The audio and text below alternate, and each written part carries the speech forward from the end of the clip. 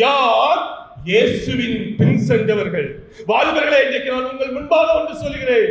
நீங்கள் எங்க வேணாலும் போங்க, இயேசுவின் பின் சென்றால் நான் இன்றைக்கு நிச்சயமாக ஒரு வார்த்தை சொல்லுகிறேன், அதற்குரிய பலன் உண்டு உண்டு.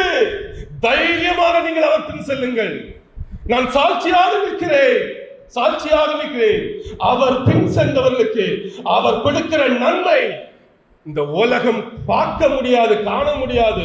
அப்படி ஒரு நன்மை இந்த ராஜ்யத்துக்குள்ளே அவர் வைத்து அனுபவிக்க வைக்கிறார் இந்த உலகத்திலே.